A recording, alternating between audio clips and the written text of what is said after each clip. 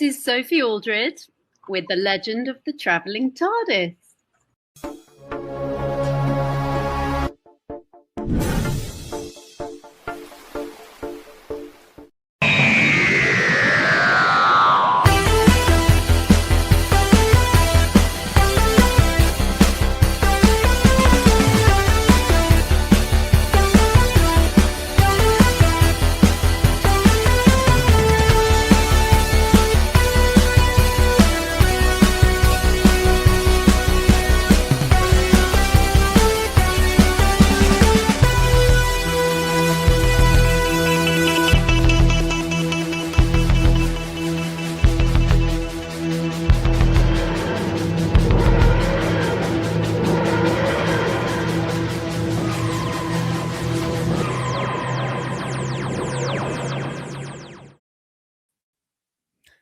Hello and welcome, fellow Whovians, to the Legend of the Traveling TARDIS. I'm your host, Paparazzo Dave Chapman. Welcome. So thrilled to have you guys here. Oh my God. Where is the off button for this picture? I can't even find it. We got so many pictures of this episode that I can't find the overlay. That's okay. Our producer, Christian, will do that. So welcome, everybody, to our review of The Sound of Drums. Am I here? Can people hear me? I don't even know. I'm gonna bring. There's Christian. Well, yeah, you are. It's you're in the corner. Oh, I'm in the corner. That's why. Okay. And believe it or not, there's no overlay. That's why you couldn't find yourself, because you're the teeny tiny little. There you go. Little. There. I'm up here in the corner, everybody. I'm the little teeny. Woohoo! So I'm where you're gonna be. Hey, Christian, how's it going? This. There we go. And I'll. All right. Well, I mean, Christian can come back. We'll introduce Christian properly. Anyhow, thank you guys for joining us. Oh my goodness, we're running a little behind because we're running a little crazy today. That's okay. We always are. This is why you love us, right? Because we're a little bit. Woohoo! We've got a great show today. We are reviewing The Sound of Drums, part 2 of the Harold Saxon saga of the 10th Doctor, and we've got a great crew here. Let's start with the chaos coordinator, so he can put his arm down. We've got Tom coming in. Hey, Tom. Hey. Look at that, chaos coordinator. That's a good title for you. I'm giving it to Gadget. That's also fair. Because I've had enough of this. Well, new timeline, new things, and yet still we show up late. And trying to figure out Christian's in the corner, but he's not in the corner. All these things, whoop-de freaking do. We got to do part 2 of the part 3. Tonight's going to be nice. So please catch us next week as well. Exactly.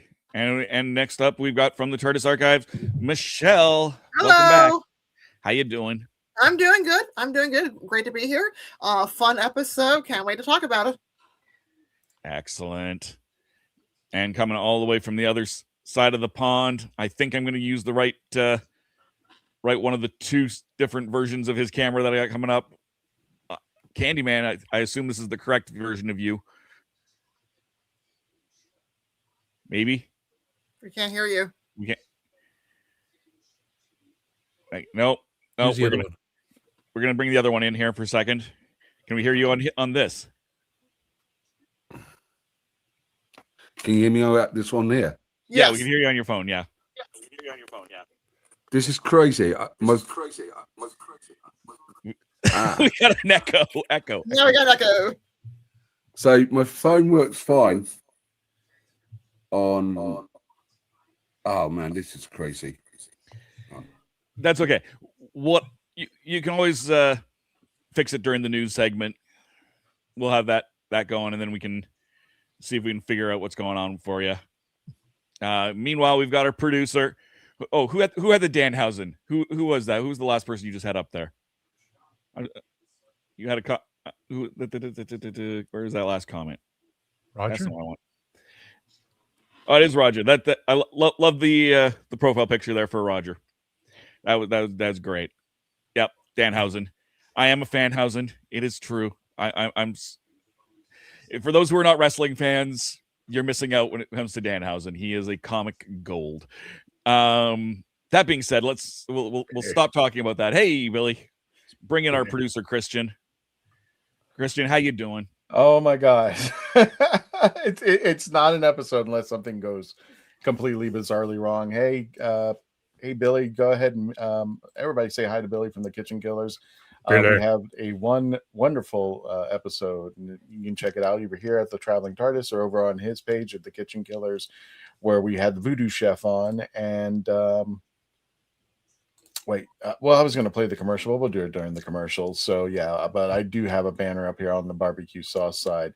So tonight, everybody I will be producing, but yeah, don't forget to put your number in for the Sound of Drums. If you got a rating for what you would like to, either between 1 and 10, and what you think about the episode itself. If you haven't seen it, sorry, we're going to be spoiling the hell out of it. And oh yeah, if you haven't seen it yet, I'm like, oh well, you catch it up. But you know what? We have a vast audience that goes all the way from starting at Disney Plus all the way back. So it's kind of hard to ascertain what people have seen or watched. So if you haven't seen it, by all means, and I know some of you will watch us anyway who haven't seen it yet.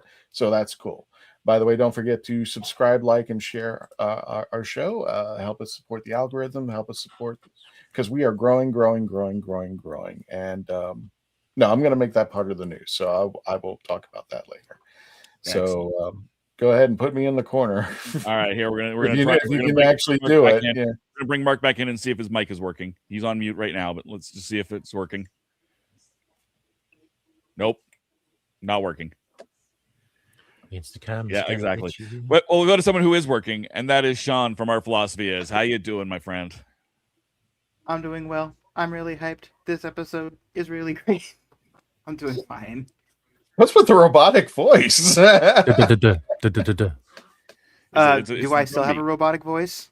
No. It's an impression. You'd be like, I am very well. Oh, I am doing okay. Yeah. Well, I suppose I was trying to mimic the sound of the music, but I should just go, I'm doing well. This episode is really great. If you want me to do a robotic voice, I guess. That was very dull.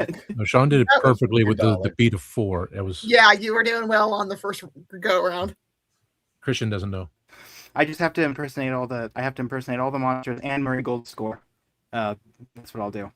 Yeah. Now that I've scared all of our fans away, I'm doing great. Yeah, I'm excited for this episode, and I have some very good things to say about it, but I won't spoil that right now. So.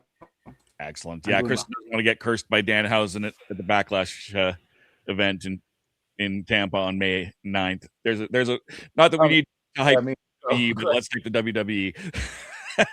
Oh, okay. I got you. Yeah, the big wrestling event in Tampa. We just had WrestleMania this past weekend, and it was it's a 2-day event, and the second day was pretty epic. I watched it over the last couple of days. It's about wrestling. Yeah, it's about wrestling. Wrestling. So that being said, we've got most of our crew. We don't have the news. We got a news segment. Do we? We got to go to. No, we don't. No? Okay. We'll I just want to keep her in stitches for a little. So who's got ratings here? No. We have to bring in Gadget. We have to bring in the news. Okay. All right, I'll do that.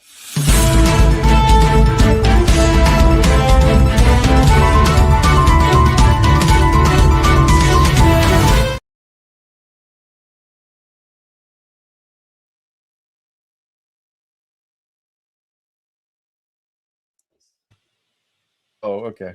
Everyone's voice is wrong. My voice is weird. So before we start the news, Candyman, this is what I was talking about earlier, and I will be sampling it throughout the show. So there you go. Do you know anything about this one? It's 2 knocks. I can see your mouth moving backstage, but nope, we still don't have we still don't have audio. Okay. Well, you know what? Let's go back to the news then.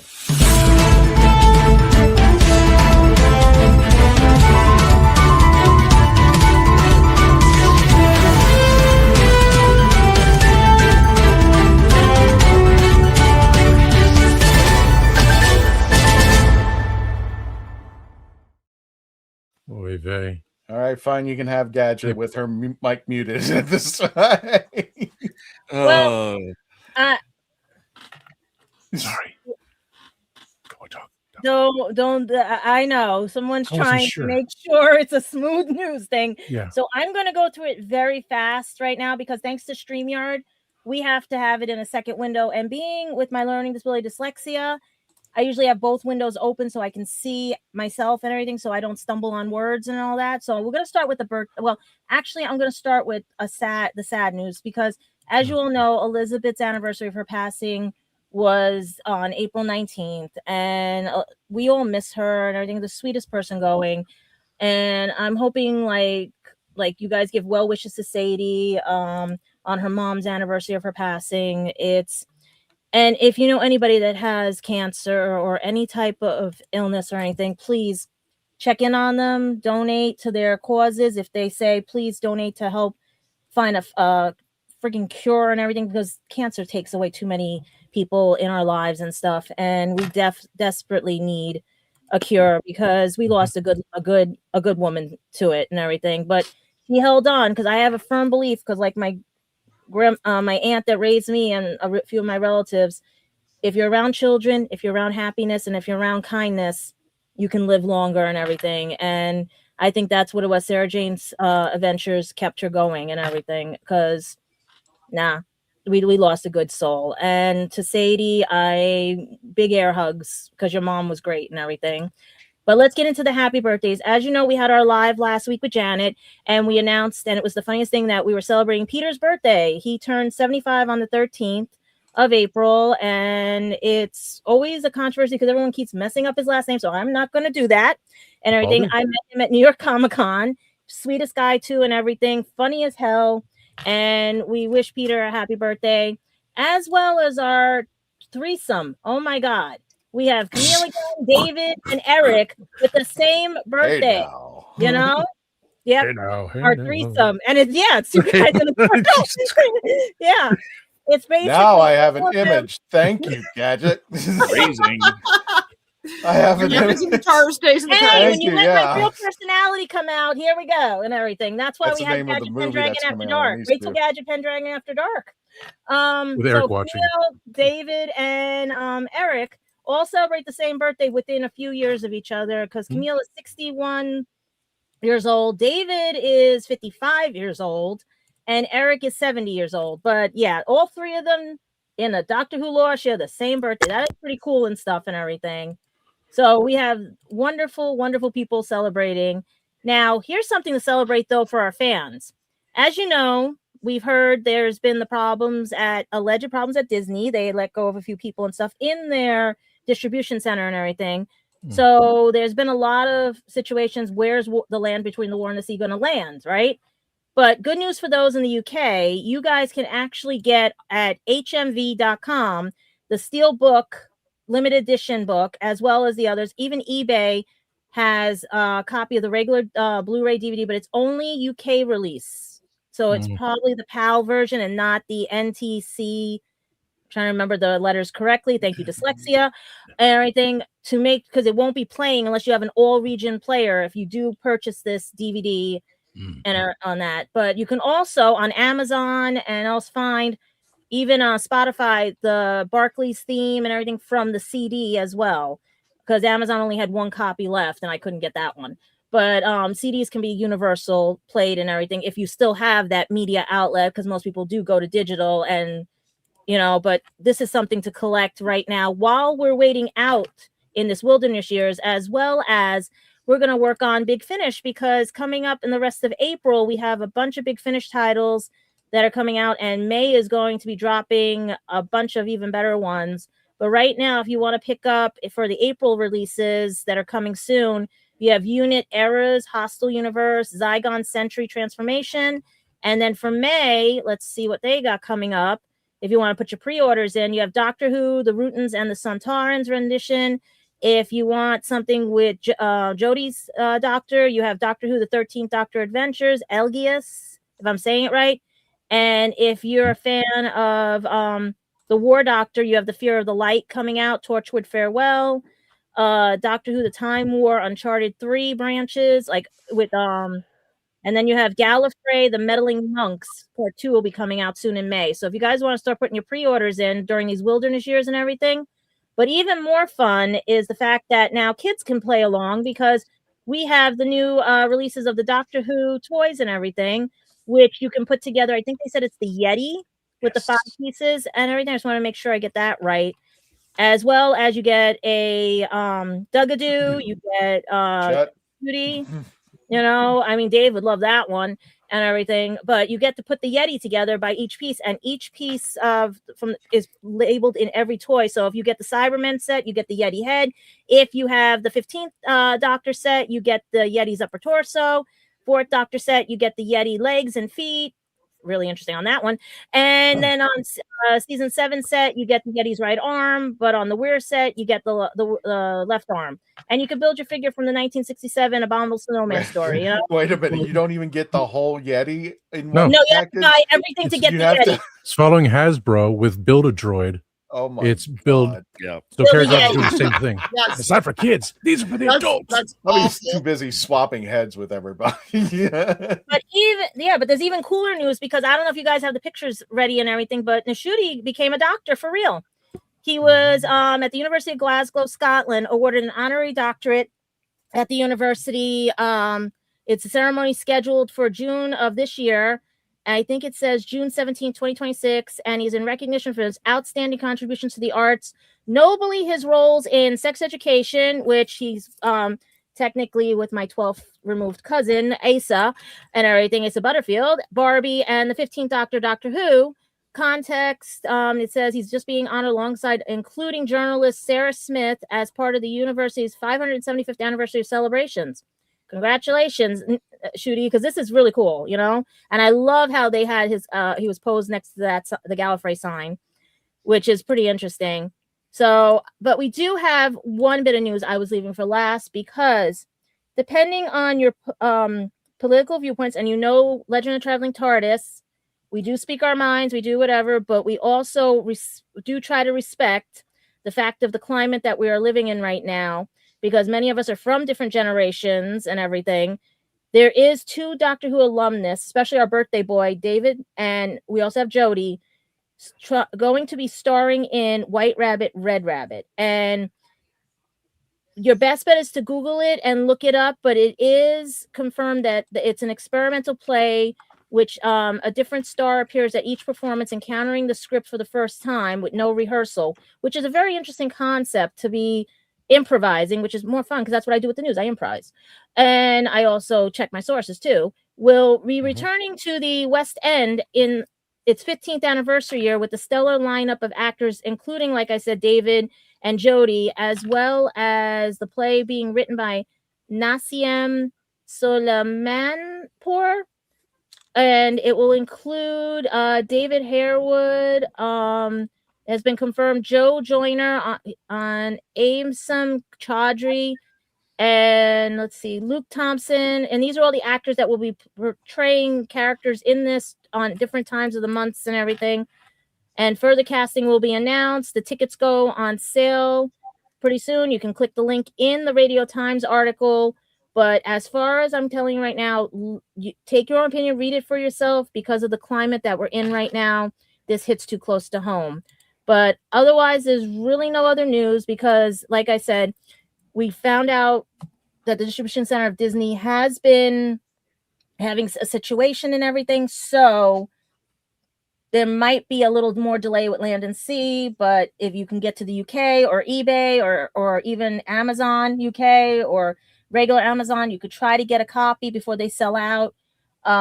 Thank you to a bunch of other YouTubers who had put me on the path to some of these stories, as well as our showrunner Christian and everything. And I also wanted to know if you guys any con news coming up, any other news that relates to what tonight's episode is about, or anything as well, in our questionnaires and everything and stuff. But otherwise, that's our news for today. I'm gonna keep trying to find more news and everything with Doctor Who, but as of now, just let the Christmas story lie, let the everything else, because they're still working on things. But take care of Big Finish. That is your replacement. You might find the holes that were left in the series filled with these, and that's it. All right. So nobody else has anything, right? The two things that you and I talked about. Well, one thing you and I talked about. We on screen. we will add one more thing to.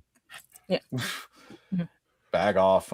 We will add one more thing to the news, and we want to thank people who've been with us, who subscribe to us, who watch everything, who watch the videos, who watch the long fart shows. That's where I was. Just say long fart shows. Okay, never mind.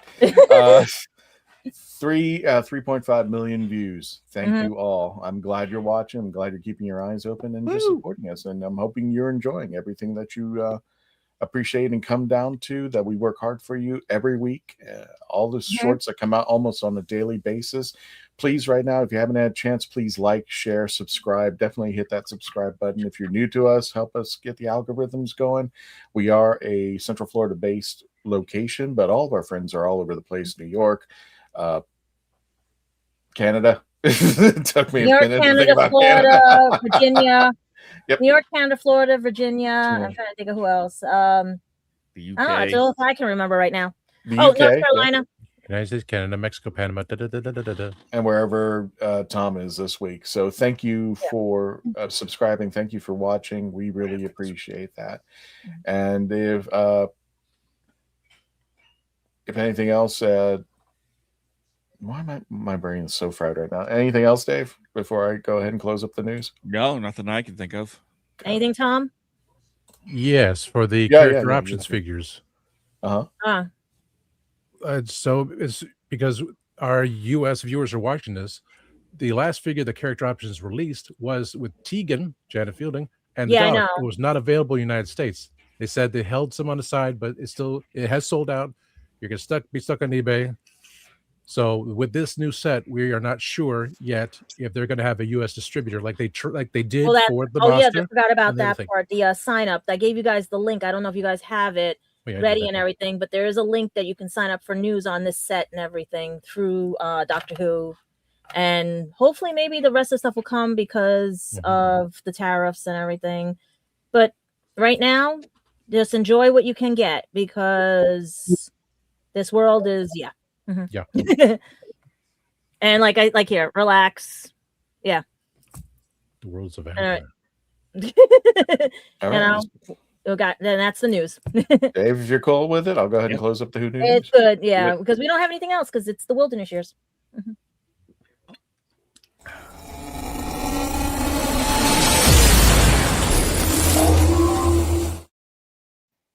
And we're back.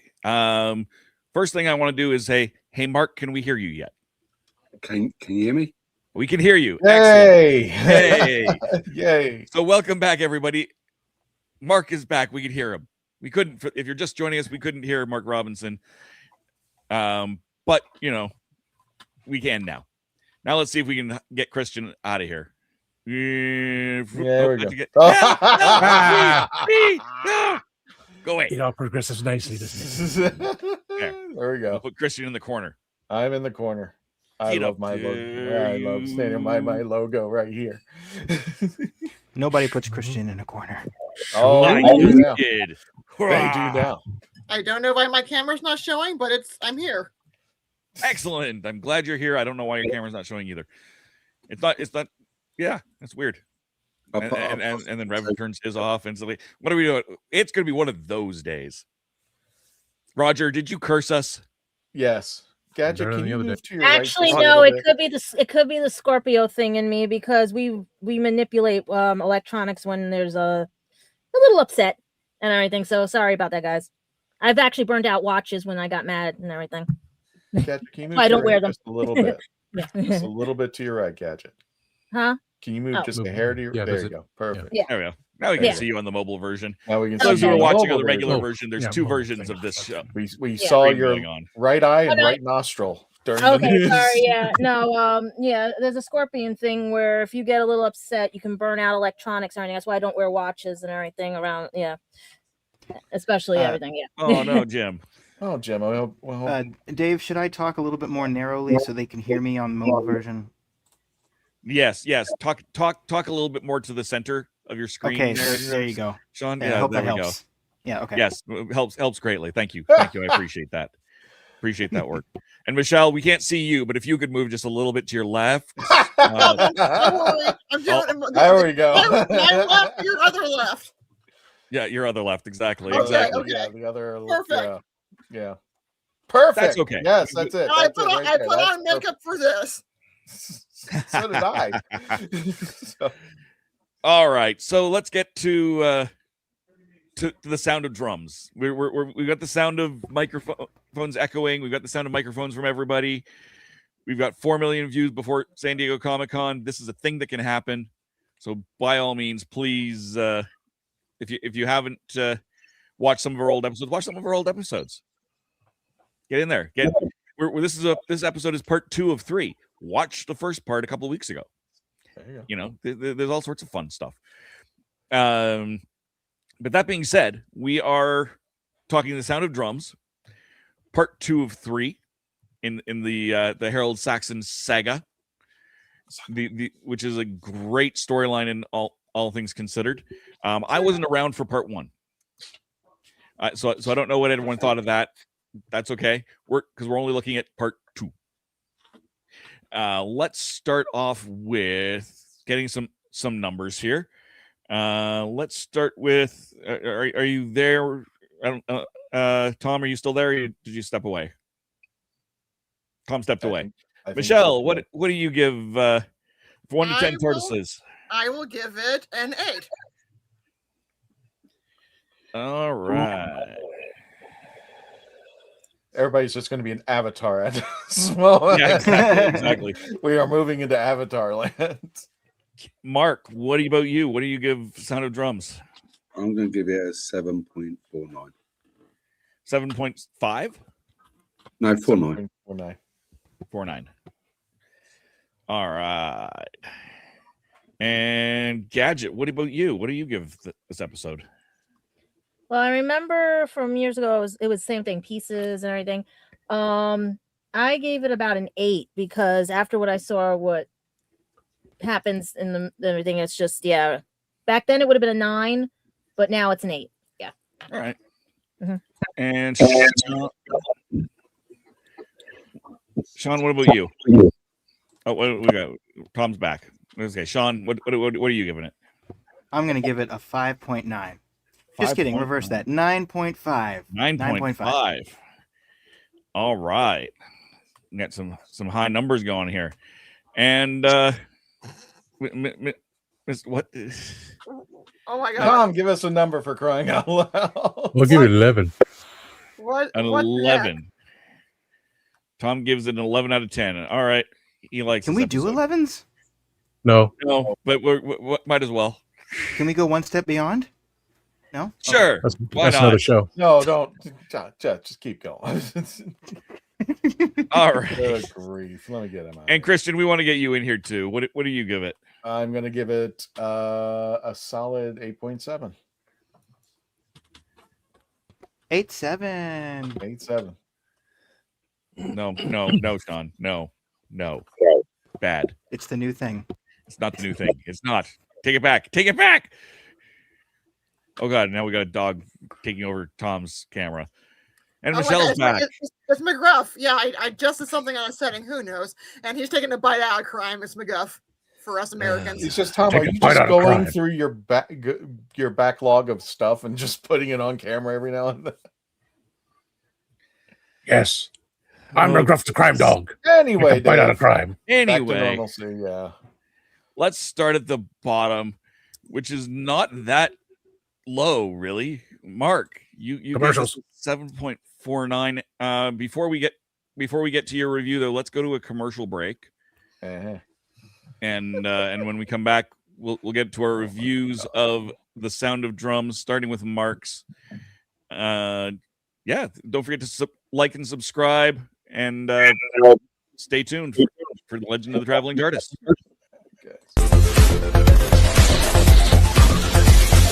I didn't listen to that voicemail. I'll tear open that letter you sent. Don't you tell your friends I want you back. I gotta leave you now and unread, because you've already said those words that switch my heart to dead from loving you. So you'll stay ghosted and I'll stay focused. I'm so enclosed. The spell stays unspoken. A dark silhouette of a marked man, and I'm broken. Right down. I didn't listen to that voicemail. A TikTok that story you sent. Don't you reel me in to get me back. I'm gonna leave you now. Are you tired of toxic fandoms? Do you wish we could go back to being happy? So do we. We created the Happiness Patrol to get away from all of the toxicity in fandoms, in life, and so we decided we wanted to do a show about something that makes us happy. And in the first season, that something is Star Wars. So join myself, Cameron, Scott, Jessica, and Melanie on Happiness Patrol at youtube.com/@happinesspatrolshow. You know, Dave, I didn't even realize Jessica sneezes during that commercial. What? Jessica sneezes during the commercial. If you, I won't play it again. Well, but I just thought it was funny. That's all.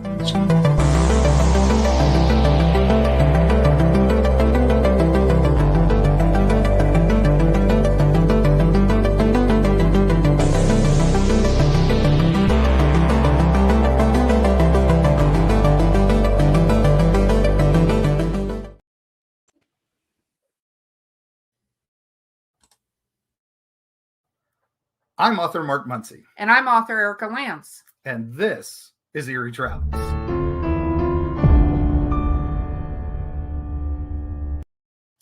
Greetings, travelers. Join us as we travel through folklore, myths, monsters, legends, and dark history. Now, we'll be your guide to the spooky side of reality as we discuss cryptids, paranormal, and all things preternatural. Sometimes we find the truth is way scarier than fiction. We're on twice a week on your favorite podcast platforms, including iTunes, Spotify, Amazon, and YouTube.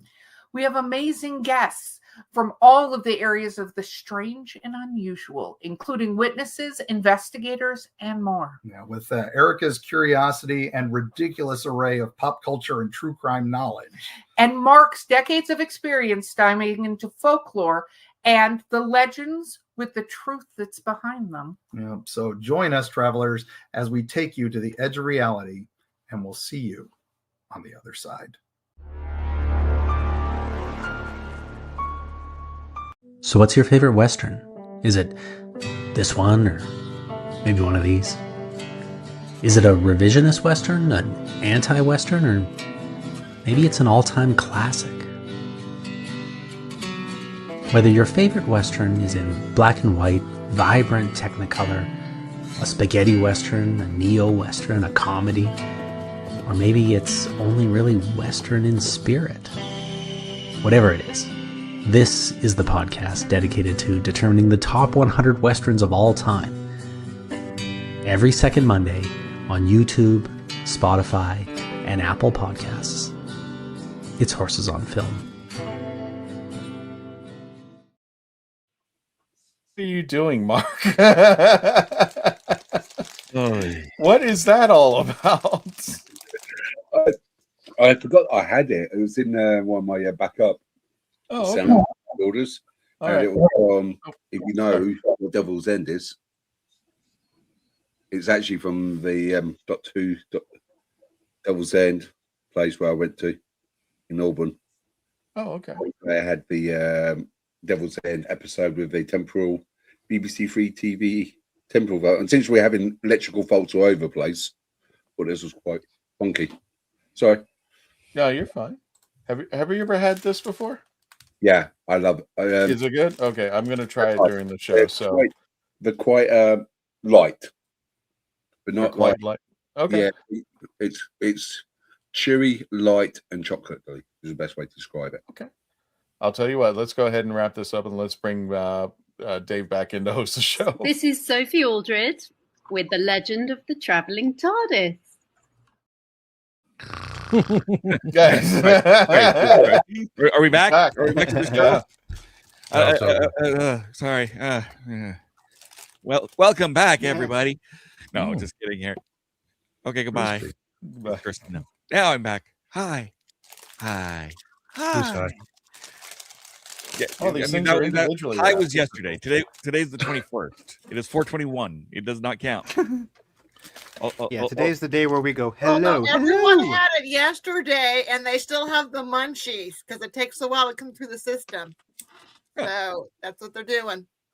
I just realized I did not have my Doctor Who thing up. Bonk. Oh yeah. There. I Now, like it. now I'm on the right I like show. Are you sure? All right. So, getting into the sound of drums. The let's put some of this craziness to the side. No. And take a look at the sound of drums. Mark, I was you gave it actually 7.49. He's open the packet. I can hear it open the packet. He wants it. Yeah. I should have muted him. There we go. There's the crunch. Oh God, good. Okay. Individually wrapped. I like that. Nice little snack lunch pack. Yeah. All right, go back. Yeah, he's going to have to be chewing on the caramel for a lot of it. I gave it a 7.49. It's a good episode, but I'm finding it a bit dated. Like, it's being British and seeing certain things, you can tell it's not aging that well. John Simm, amazing as a master. I think the dynamic between the Doctor and Martha was a little bit ropey in certain places. One of my favourite things, everything's going to pot, and the typical British thing to do on a Friday evening is get a portion of chips. And those are chips. They're what do you guys call them over there? Because it's not French fries. What do you call proper chips over in the States? What are they? The big French fries. Oh, it's like potato wedges? Yeah. No. What? No. The waffles? No, they're not waffles. They're just straight chips, but chunky. Yeah, those are like potato wedges or steak also fries. Maybe steak fries. Steak fries. Yeah. Steak fries, yeah. Well, it depends upon the restaurant because they have like 500 different names. I don't know if you even heard about the lawsuit. I forgot. I heard this in passing where there's a restaurant that can't call it chicken wings anymore or boneless wings. I just thought that was weird. But go ahead. I'm sorry. Yeah. I think anyway, can I since we already sidetracked this review, I'm going to sidetrack it even further since the comments here. Roger, you really need to tune into Horses on Film. Please, I beg you, tune into Horses on Film. My co-host over there, Scott, has thoughts on John Wayne. Has a lot of thoughts on John Wayne, and our first episode was a Clint Eastwood movie as well, Unforgiven. So, please pop over there, check it out. I'd love to see some of your comments in the comments on those episodes. Check it out, youtube.com/@horsesonfilm. Yeah, and now back to Mark with the actual review and being on topic. Now that I've been hijacked it with a little bit of self promotion. That's fine. But yeah, chips solves everything. And if you ever have a chip butty, they are the best things. You guys got absolutely no idea what I'm saying a chip butty is. Anyway, getting back to the show, because they did eat chips on that, so that is relevant to the review. On the whole, I think it's a nice build up for the final episode. The Teletubbies, can't mention that, which is a nice throwback to the Clangers, the Master. I love that bit. On the whole, it's just a very good episode. It's just dated a little bit. I like Captain Jack. He's good in it. He's very much just about a loose cannon. Martha's mum and her family doing it. Folk Saxon, and everyone remembers. You don't do that on your microphone and it falls over on the table with your head in over. This is a nightmare. But yeah, that's what I'm feeling at the moment. What else do that? It's just certain things which are just what when you're watching it and you're not like tax discs in a car, which we don't have anymore. You saw a tax disc in a car, which basically tells the person that can legally drive on the roads in the UK. The music was good. The Toclafanes, that's more than the next episode. I just think it was actually good episodes. I did find it slow in little places. It's good to see Unit, and I did like what's the base called? The air base. Yeah, it's got a name on it. Valiant, isn't it? The Valiant, yeah, it's a Valiant. Valiant. I'm thinking like somebody watched this episode of Doctor Who and said, you know what, we can make a Marvel's movie out of all the crap that just happened here. Well, this is before Marvel. Yeah, that's what I'm saying. Marvel looked at it and said, hey, we can have the sky splitting, we can have all these enemies come down, and we can have a flying fortress of some kind. I was like, oh, okay.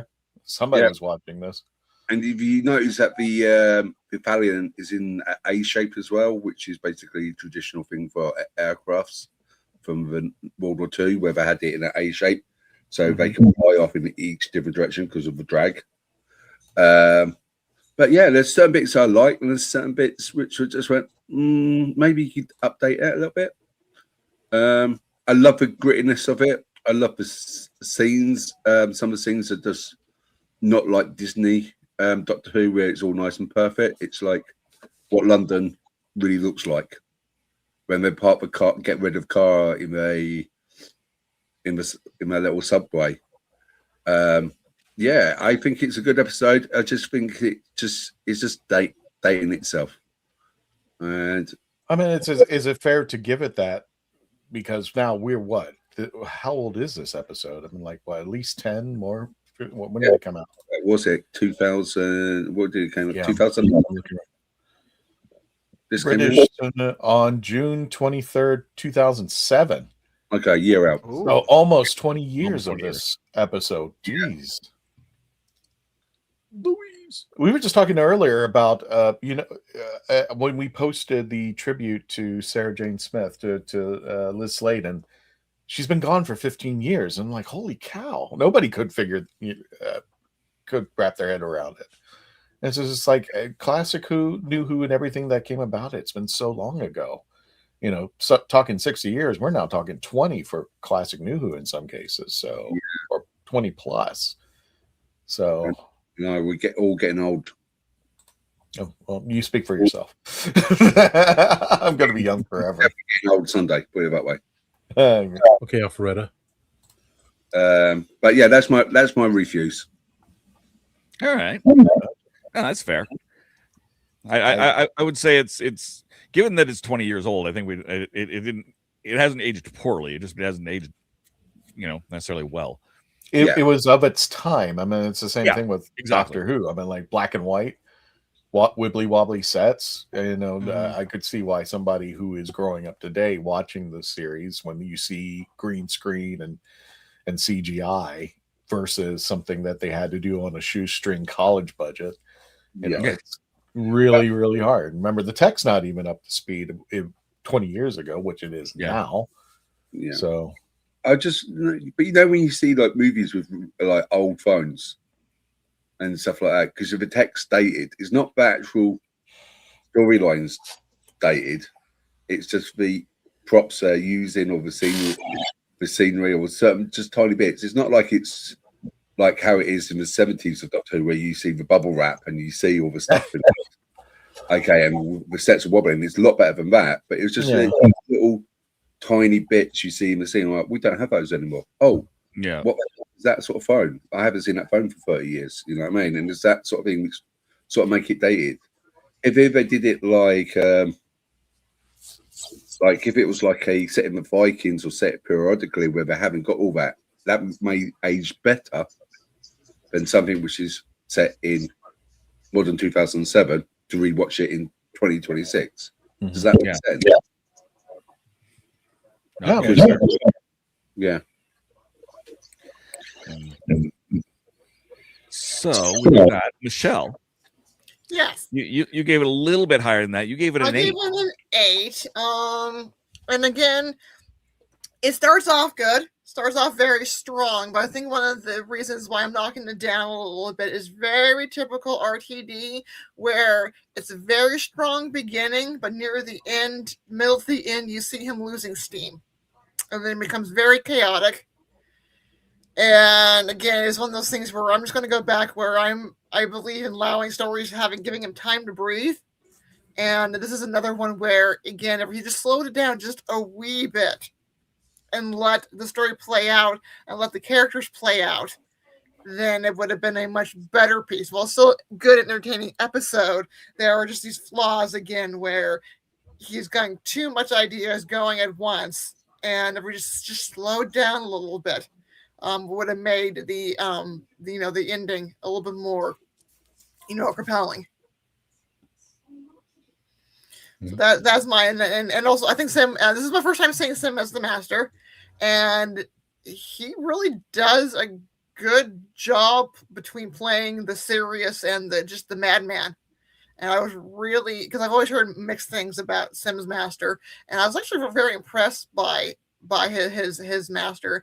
And then I also thought it was playing off a lot of what we're feeling right now in the United States. There were a lot of discussions about UFOs. We've never really talked about it, at least in my lifetime, UFOs as much as we have within the last year. And the idea that some sort of, I'm not going to say disclosure, but information may be coming.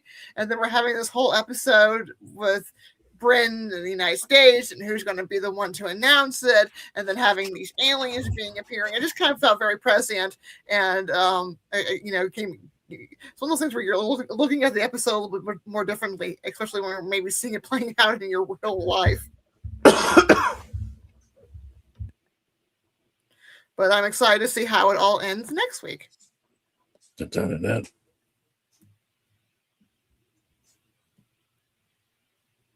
I'm on mute. There we go. I was going to say, you don't get many three-parters these days.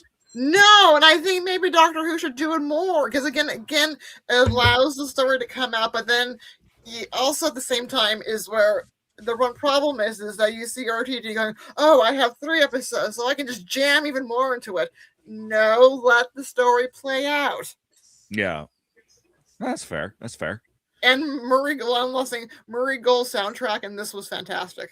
Yes. As far as I was, again, I was so excited hearing that Murray Gold was going to come back and do new, and I was a little disappointed that we didn't get any of the memorable sound that from the first round. And I thought that this episode in particular, his themes and his music was just off the charts.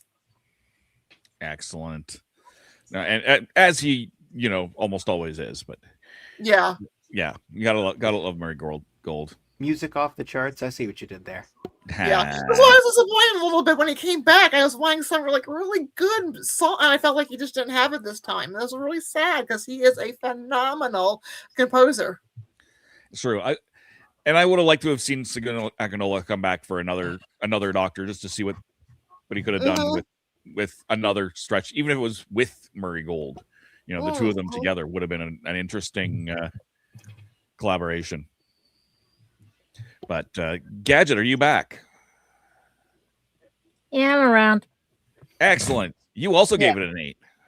Yes, I did. Like I said, it would have been a 9 years ago, because when I first watched it, I love the concept of how it paid off from the first time she met the Doctor with the Lazarus experiment.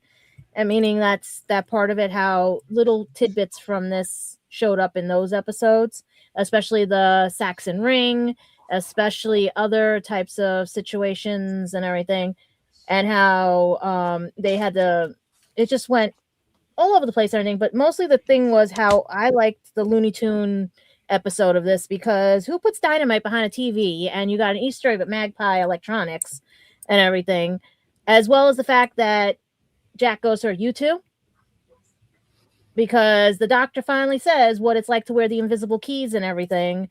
And I really want one of those keys right now. And basically, just all the stuff about what a thought could be put in somebody's head, a sound and everything, to make the masses basically just overthink things and stuff because they don't know the truth behind it and everything. But I did like when he was basically talking to the Master and saying, we're not alone and everything. But he says, nope. those constant sounds of the drums beating back and forth, and he says it's it's the end of the world for him, or however he puts it and everything. But they're not alone anymore. And to find out later on, I don't know if it's in, because I really trying to remember this episode because of things that are going on right now. If it's when the reveal happens, when he says about that, if I tell you things, it'll break your heart and stuff. And you could see the looniness, the psychopathic of the master, and how he controls the masses and everything with just a thought, with just a sound of the drums and everything beating back and forth.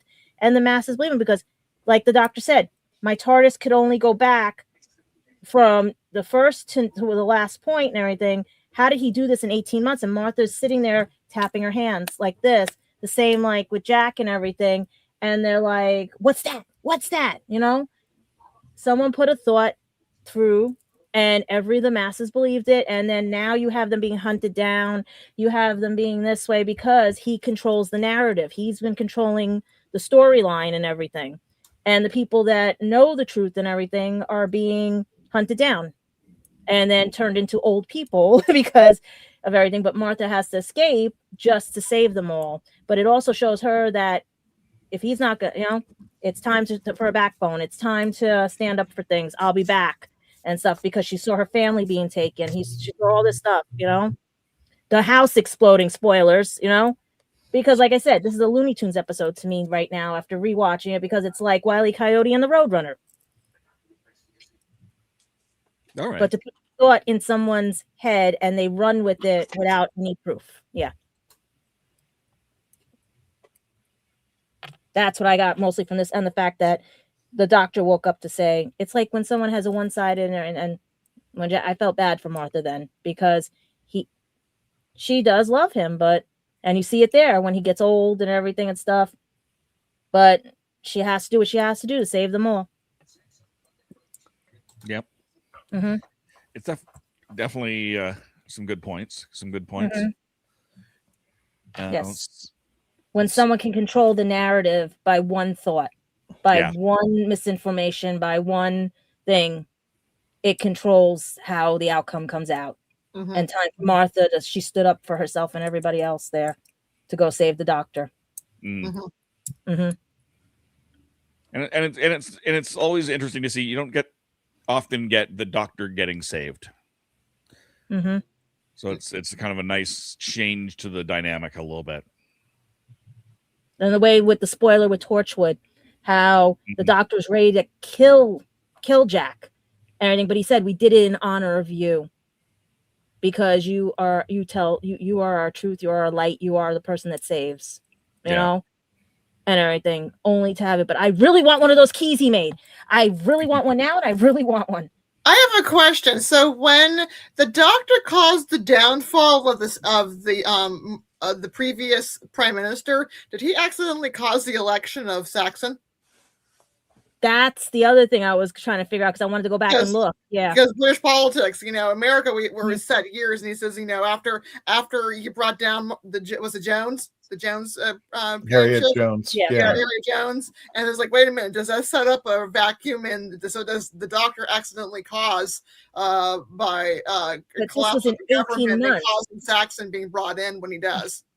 And in 18 months, he pulled all this off. Technically, it could do in UK politics, because if they couldn't choose a leader, normally when a party leader gets fired, a leader gets chosen within that party to represent that person. Right. However, we do have it that party could call, we can't vote for someone, we need to have a general election, and that's when the party could get into power. Otherwise, it's like every 5 years. Okay. Now, because Saxon's kind of like a Tony Blairish. Was Tony Blair a result of every 5-year vote or a no confidence vote?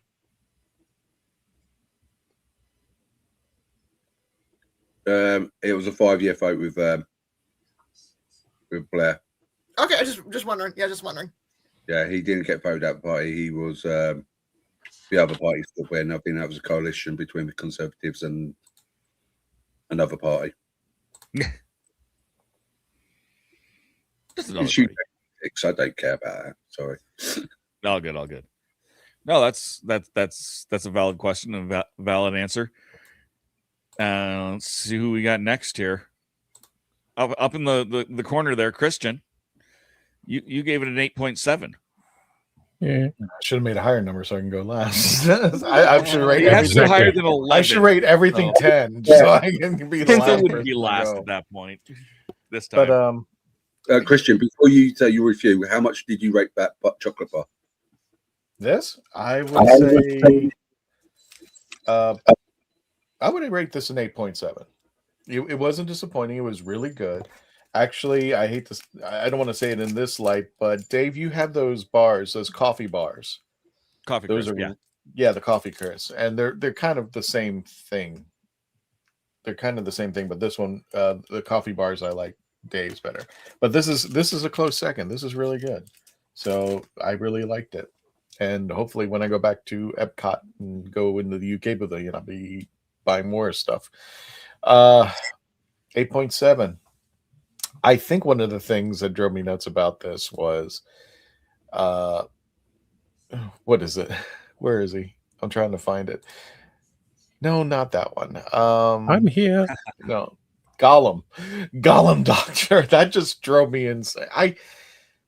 I agree with Michelle. I think there was a lot of stuff in here you could have taken out and put more of the focus on these two and tried to work things out, but you had all this stuff going on, and it was like it didn't have a focus because it was just trying to throw a bunch of crap in. It's one of those, let me take all those little squinchy octopuses, throw them against the wall and see what sticks. And I think it got a little bit too much because we kind of lost focus. Is it Martha's story? Is it the Doctor's story? Is it the Master's story? And one person I felt really bad for, why I dropped a little bit, was Mrs. Saxon. And the only reason why is she was supposed to go through what I thought was this madness point, and you could see it a little bit at a time.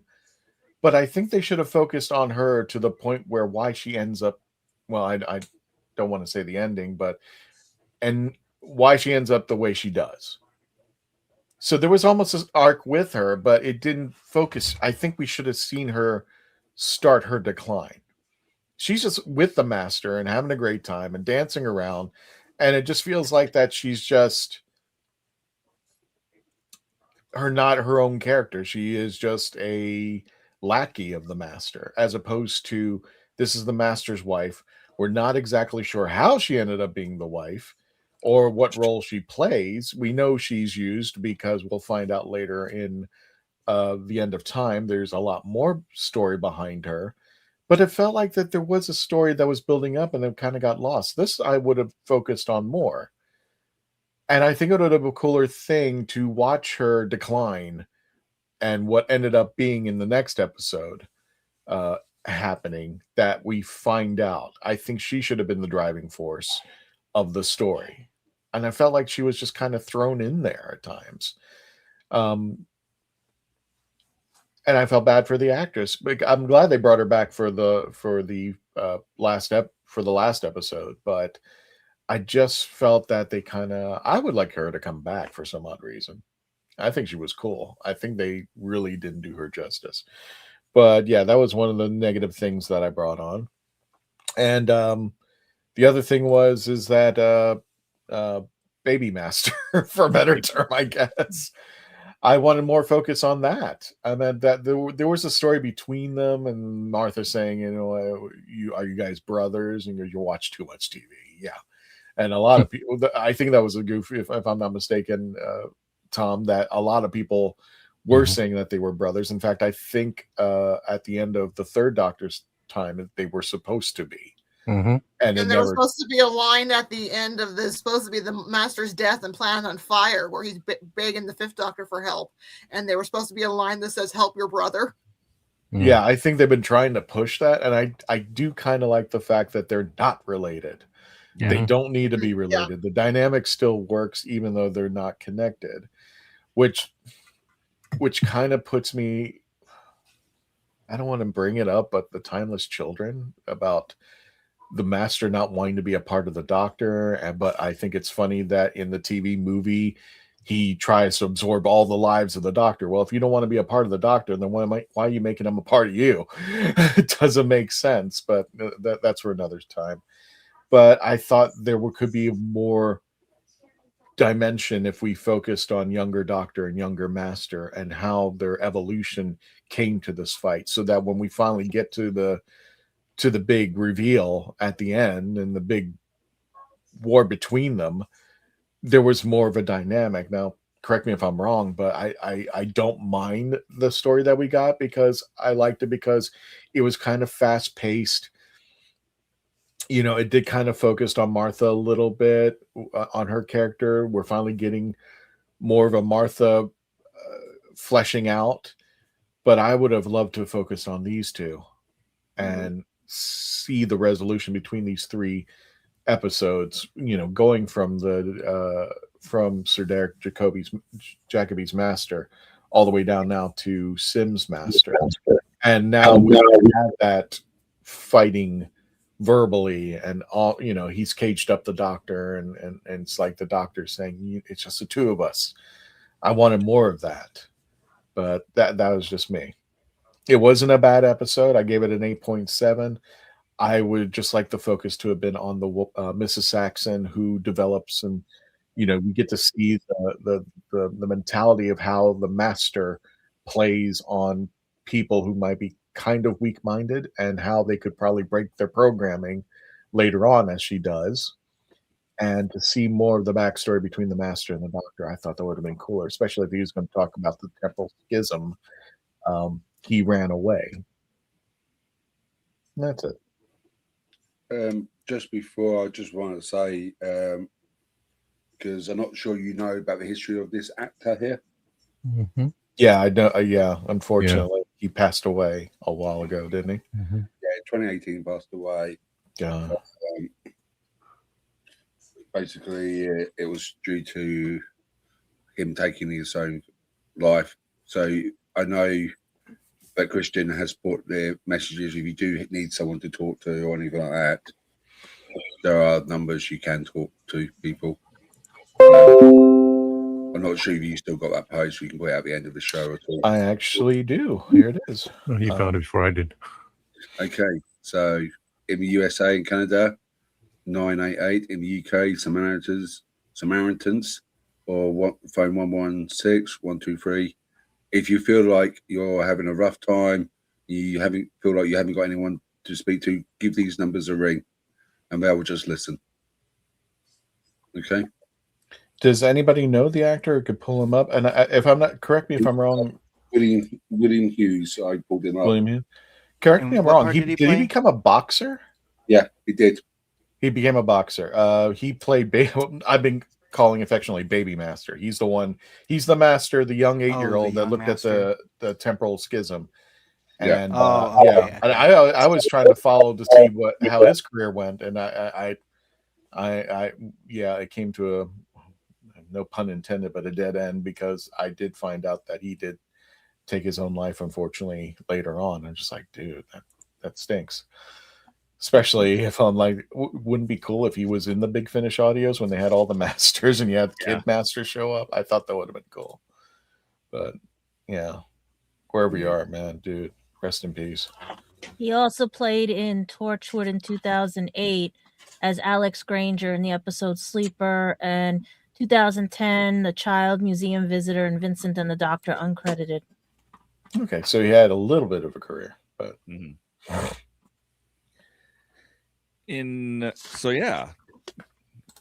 let's bring things back up to that is unfortunate. I mean, it's a serious topic. There is no transition there. There's no segue out of that. So we'll just go. Sean, you gave this a much happier thoughts. 9.5. I did. I thought someone had a 9. 9. Nope. No 9. 9. Yeah. 8.9. Oh no, you're okay. next up. Okay, cool. Well, I just have to say with this episode, I watched the watched the beginning of this episode, and as it progressed, I was thinking you've got the world leaders who are engaged in this dangerous disagreement, and I'm watching this scene between the president and the prime minister, and I'm like, wow, this is doing a really good job of taking my mind off of the news of the world. This is fantastic. But that was my initial thought about this episode. But I wanted to say as well that pretty much from the beginning, this episode is on point, I think. The drama is done really well, I think. And yeah, I'm sorry guys, just a second. It's just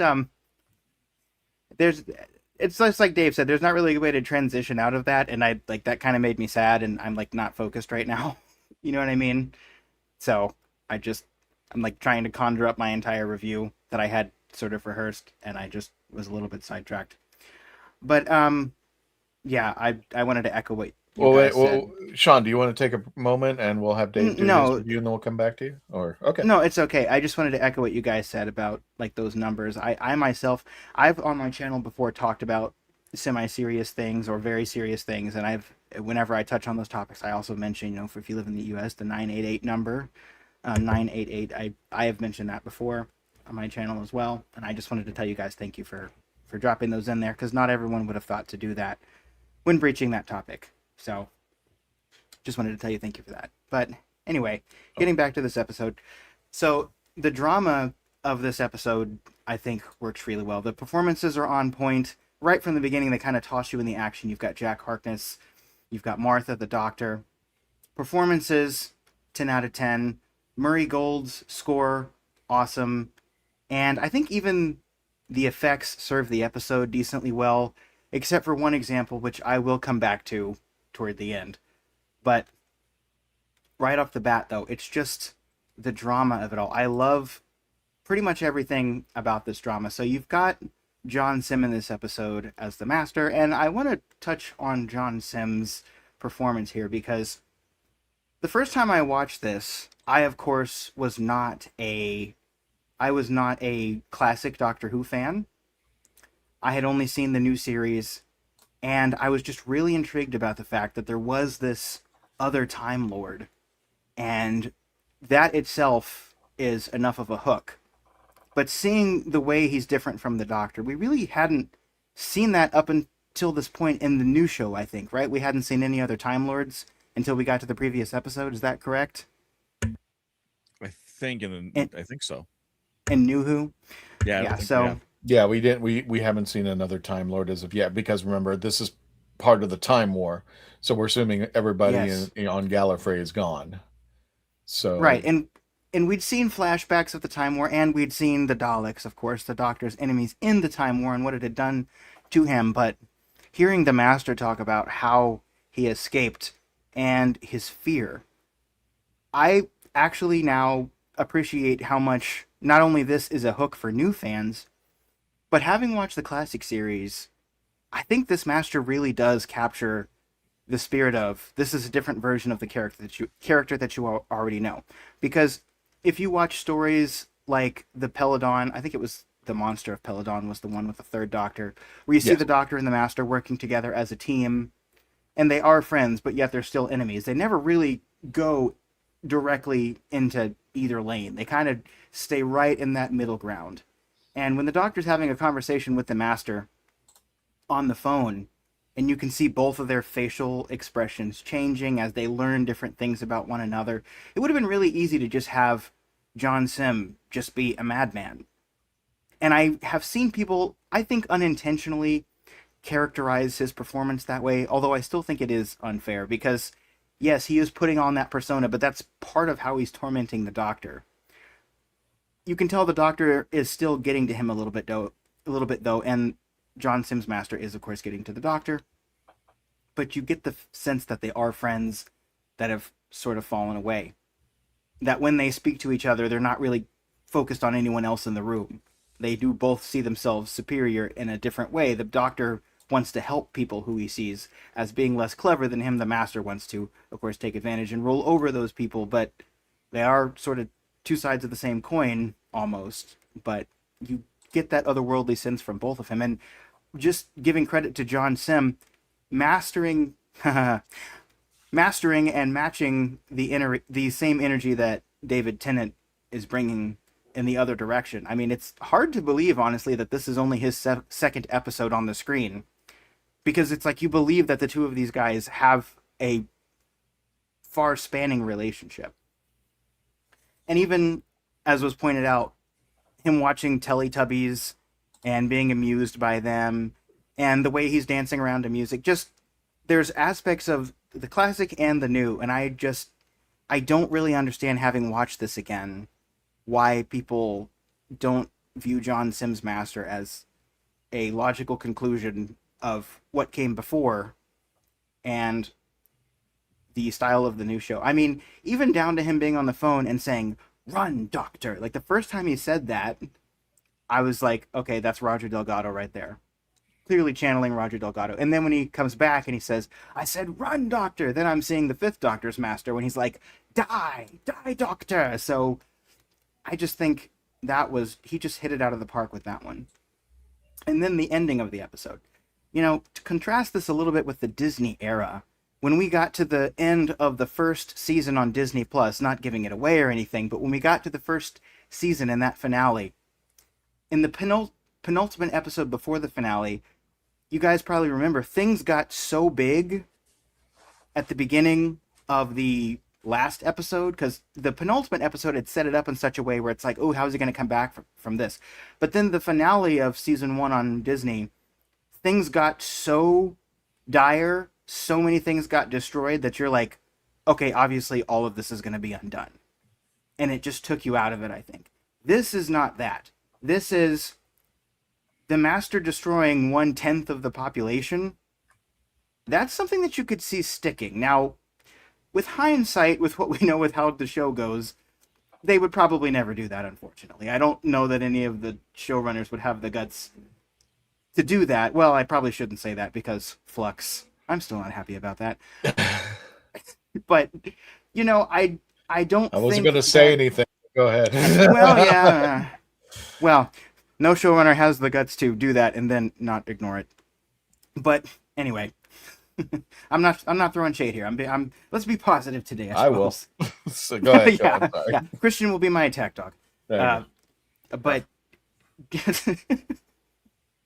go ahead. But if you do this and you set things up, and just seeing the way that, just seeing the Doctor's face there, and the way the master is saying, and he called it good, that just, it feels dire. It's almost perfect. The only thing I really have to take it down 0.5 for is the animation with the Doctor becoming older. Is there any reason he couldn't have just stayed in the same spot when he did that? I don't really think there is. I mean, it was more dramatic, but it just got silly there for a minute with the Lazarus thing. So I take it down a little bit for that. But other than that, every single beat, I think it works. Even down to little funny things like the master calling the president Uncle Sam. Like, that made me laugh. So, yeah, beat for beat, I think it's pretty much perfect. He called it good, and I think the episode's damn good. So that's why I give it a 9.5. Excellent. Yeah, no, I'm loving this conversation. I really am. We've all got such great ideas and great feedback on the episode. Tom, you gave it better than perfect. You gave it an 11 out of 10. He's pushing the button, but he doesn't push the button for the microphone. I'm pushing the button on the microphone. There we go. Because this one goes to 11. So I just bought the figure today, so it fits. That doesn't. I did not actually put those two things together until just now. That's why 2 and 2 is 5, because I'm one-upping everyone. That too, yes. So, you want to add the picture of the Gollum Doctor? I forgot, that's next week's episode. But thank you, Bing, for giving me the wrong picture too soon. So let's see here. Fixing the vortex manipulator to go back. Good. how deviously I can't even think of words. Squirrel. How squirrel. Dangerous it is to use that, but it was a good thing that he had it. Going back in time, saying it's right in front of our face. Because right now we need a doctor. So the whole Pinky and the brain situation going on here. Quite funny. The doctor has a wife. Okay. Oh, Harold Saxon's fake. He doesn't exist. All these things happening.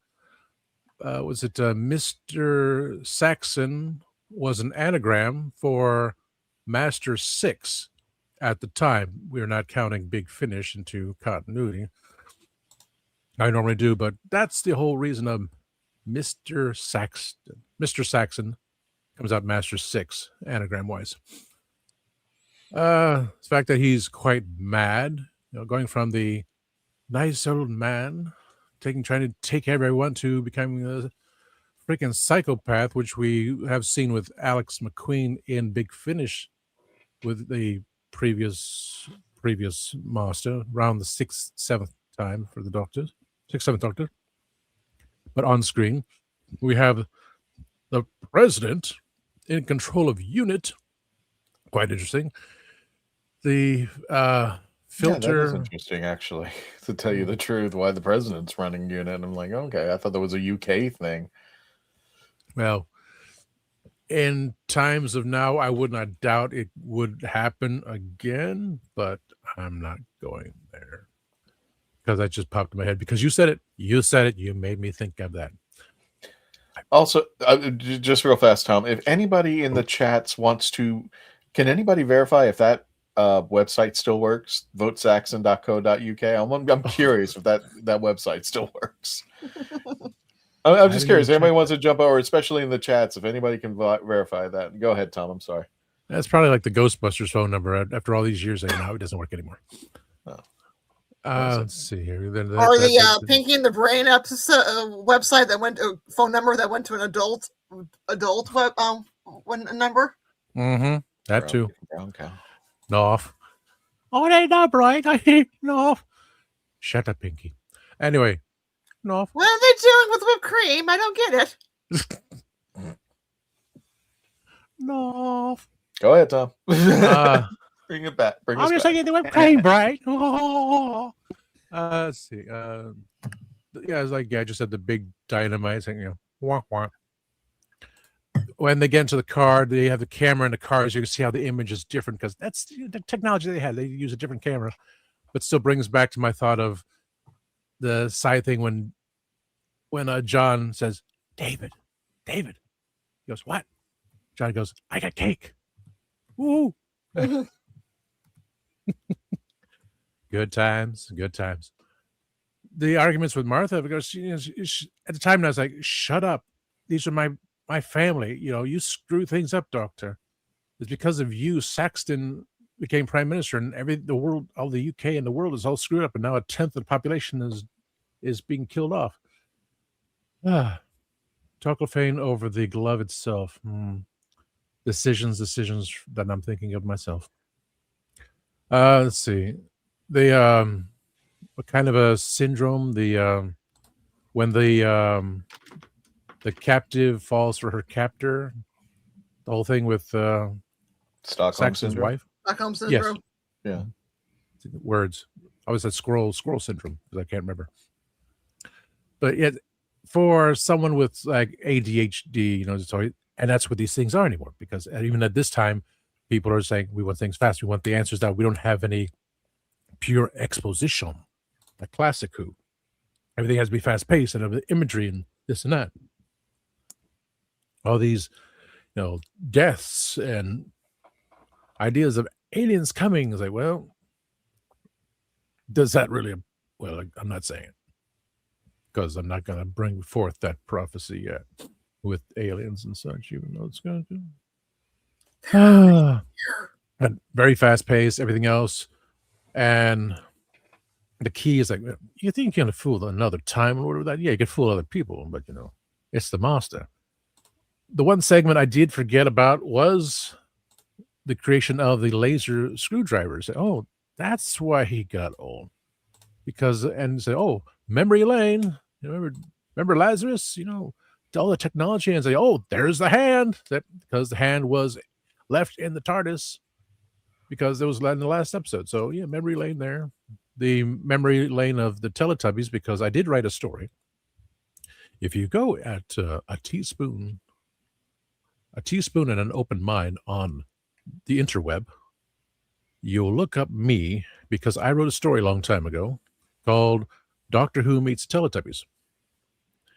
And it was one episode when I was not on the show yet, but it was Christian and Melanie. And I mentioned that. She went on there, read the story, and it was like, yeah, it still stands up to this day. Because Teletubbies say hello. So lots of memories of the past, good things there. The fast pace, like, whoa. So it had to be a part 3. You kind of lose track of everything. So, well, this is mentioned here, this is mentioned there, but something else popping up. So you lose. So I thought about something, but I forgot because it's going to something else. But that was the mentality of the times. Like, got to get it done faster. Everything's going by so fast. So you don't really have to think about it. Just watch it, and that's that. So 48 minutes have gone by. It's like, what happened here? Got to go back and watch again because you're always going to miss something. So only because I had the Spinal Tap action figure to give it 11, I would have gone reasonably. I would have said 8, but for the fun of it, for the taste of it, I don't like Diet Coke. Again, 8 held up for me because it's, going back in time, remembering what it was like back then. The phones, it was more advanced phones than I did. That was the whole flip thing there. And I just have a regular flip phone there. I miss my Razor, but that was then. This is now. I watched the thing from the Monkeys earlier, so all the ADHD thing going on. So yeah, I would logically, I would say 8, because I am waiting for the next episode. I'm remembering back of things like, oh, look the endings. Hey. Tinkerbell is alive. Tinkerbell's alive. Get that image in your head. Oh, you didn't clap hard enough. Tinkerbell's dead. You didn't bring her back to life. You didn't clap hard enough. Tom, where are we going with this? Off the rails. That's where. It was a lot of information processed at one time, and you're just trying to put it all together in your head. Yeah, there you go. And Roger, thank you so much. He says that website currently redirects you to another website, Christian. Oh, that's disappointing. So it doesn't go to the other site anymore. Wait, which website though? No, the website on the Herald Saxon vote. But what website does it redirect you to? Off. That's spam. Probably questionable. But Gadget, you said the BBC doesn't have this anymore since 2010, right? 27. Yeah, they it's basically 2010. They said it's just gone. It's one of those one-time, one-hit wonders. Yeah. Let's get it back, Dave. Let's put a little money down. Let's get it back. just because we can do that. We're gonna need more people to subscribe to YouTube so we can get some money going. There you go. Going. Or give us a little super chats and stuff, and we'll put it towards buying that domain. Yeah. I think whatever website or whatever politician you don't like, I think the website should just redirect to their campaign page. I think that would be funny.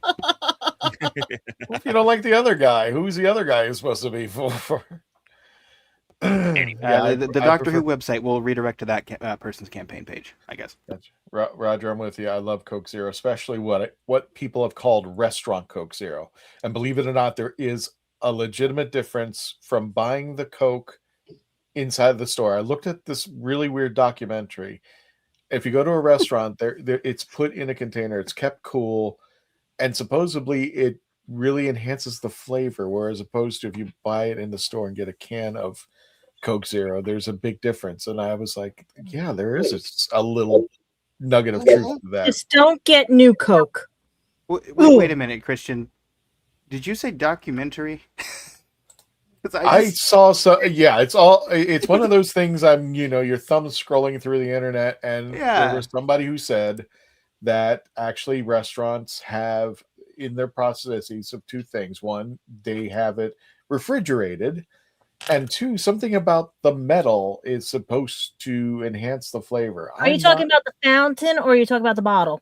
Because I worked in restaurants. I was the one changing whatever the restaurant uses. Yeah, I guess fountain. It's a bag that sits downstairs in the basement with a tube going up to it, and it's cooled through the tube. Right. And it's sweeter than the cans. It's actually the syrup. You have to be careful. If that syrup falls on you, you're instant sugar. Because I used to have to change the bags all the time when I was a waitress and everything in a bar back. Yeah. Well, there was a documentary though. We have. I bet you this was American made. If there is a documentary about this topic, it's I just love the devotion. There's a TV show, The History of Cola or The History of the Foods. It's on one of the Discovery channels or anything. It tells you about the foods that made America and everything and stuff. Even McDonald's is on there. It wasn't one of those. It wasn't one of those like mainstream ones. It was one of those smaller ones. But I was like, you know what? He's got to be right or something, because there is a difference in the taste when you go to a restaurant as opposed to when you go. It's sweeter. It is kind of sweeter. Yeah. I appreciate the hustle though. I mean, like that'd be me sitting there, Restaurant Coke is better. Change my mind, right? Yeah, it's all syrup. What it is, it's all syrup being mixed with the seltzer. So it's being mixed in the tube. Like I said, I had to change the nozzle, change everything, because that thing was nasty. Never get ice. I will tell you guys, never get ice in the truck. Nope. No ice. No ice. Okay. There you go. Yeah. So let's take a look at what some of the audience has to say. So if you haven't already thrown your writing into the chat, throw that into the chat. But let's take a look at what some of our wonderful people have already said. Roger the Artful. I'd give The Sound of Drums an 8 TARDISes out of 10 because John Sims is my favorite version master, and this is his debut episode. Well, technically, it was the one before just a little bit, but yeah, story this is his full-on. This is his first full-on story, of course. Yeah.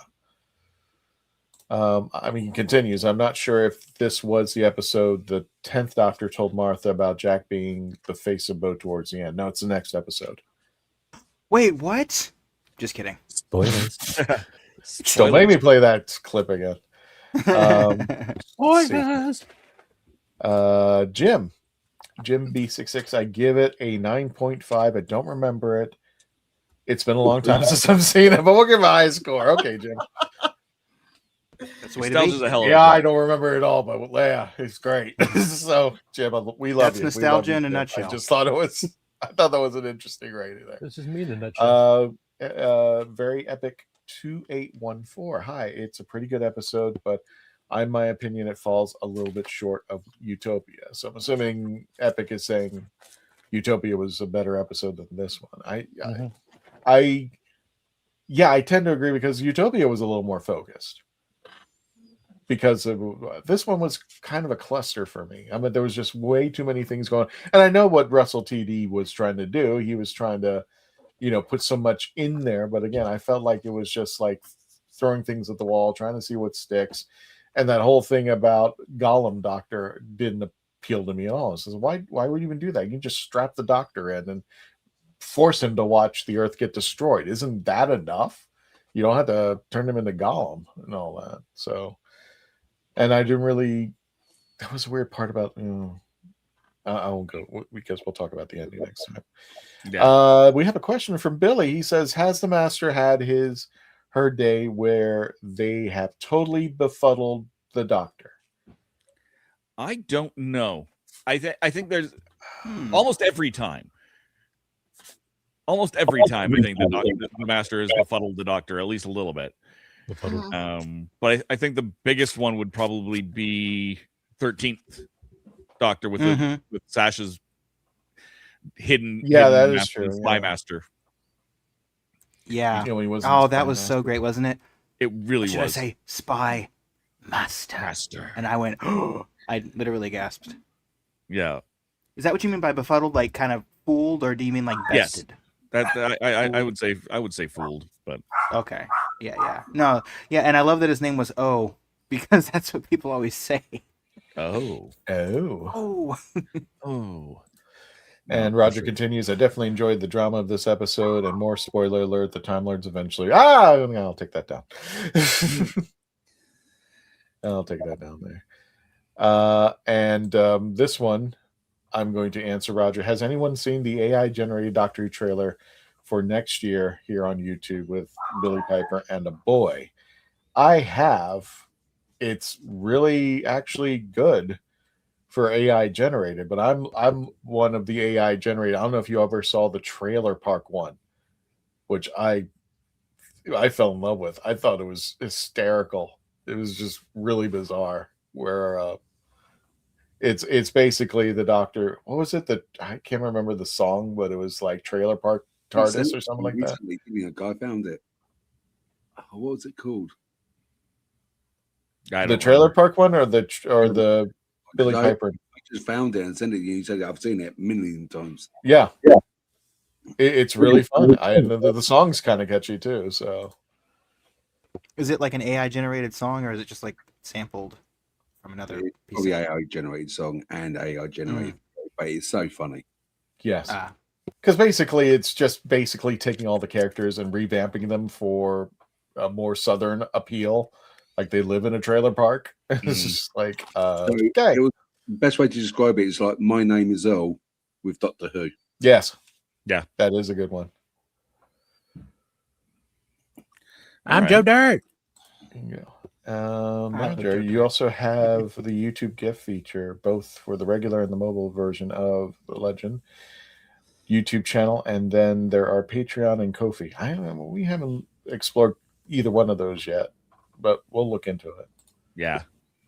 Anything you do to support the show, send in a star if you can, or even the basics, just to subscribe and like, or share this on your personal social media so people know about that and have a good time. Yeah. Dave, you gonna review this thing or what? Yeah, I have an interesting take on it because okay. I missed our Utopia episode. Right. So I intentionally did not watch Utopia. I mean, I have seen it in the past, but I did not rewatch it. I had no reason to rewatch it because I wasn't going to catch that episode. Didn't have time to rewatch it for this one. I'm like, I'm only going to watch The Sound of Drums because every episode we had to do a two-parter. It was like, oh, it's so hard to differentiate between part 1 and part 2, or in this case, and part 3. I wanted to do just 2, just Sound of Drums. And does it stand up on its own as a standalone episode?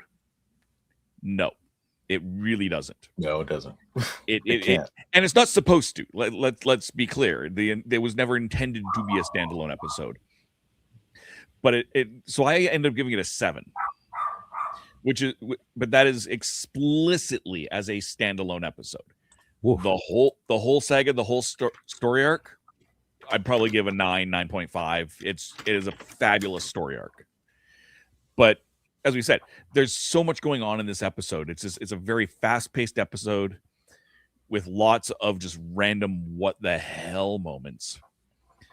And they could have tightened up. Could this story arc be a 2-parter instead of a 3-parter? Honestly, probably not. Not without really messing the tone up a lot. I love that it's 3 parts. As a 3-parter, I think it works great. But it is the middle of a story. So if when you think about what it was like watching TV 20 years ago, hopefully you had, a DVR or a VCR to be able to time shift this or record this episode if you were going to miss it, because that's the thing. The farther back you go, if you missed it, you missed it. All right. So if you missed Utopia, you'd be lost in this episode. And that was my big thing. I was completely lost because again I've seen it before. But what was that? Were you saying something, Kristen? No, not me. Mark said it. Or Mark, what was that, Mark? All right. Mark looks befuddled. Continue. That's okay. Someone said something, and I just kind of steamrolled over top of it. No, I heard something too. So yeah, okay, I'm not crazy. I didn't say that. Okay, yeah, I'm not. Okay, I am crazy, but I'm not incorrect that I heard something. Right. No, that's kind of my thought process. Is it's just an incomplete episode as a standalone. It is not intended. It is great for the streaming era, though, because now, right now you can't stream Doctor Who in very many places. Let's forget that little bit. But ultimately, it is very serialized. They've done it with Star Trek 2. Yep, where it's very serialized. It is intended, and to be fair, the new Star Trek is intended explicitly for Paramount Plus.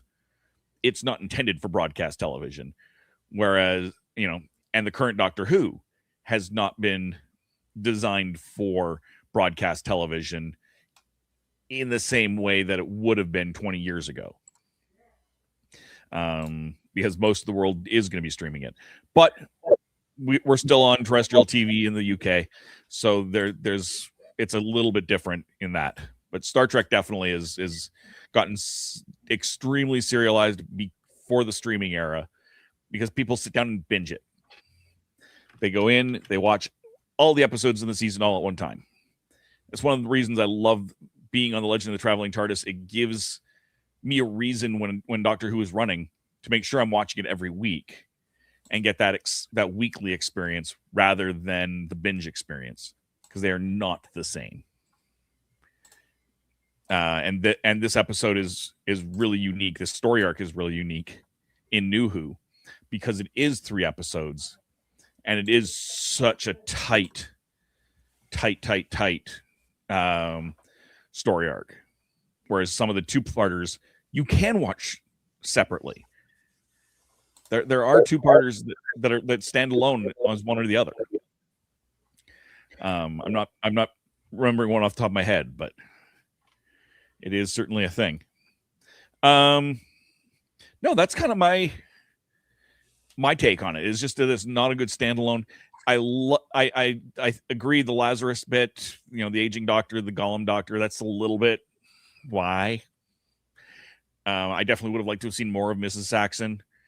We do get a little bit more, but I would honestly love to see her come back and encounter one of the future masters. Oh, and do we get a closing? What happens to Sasha, Dwan's master? I can't remember. Does he do we get a final thing out of him? I can't remember. That's how much I remember that episode. Yeah, but I'd love to see him come back, because he was one of my favorite masters. John Simm is a great master. He really is.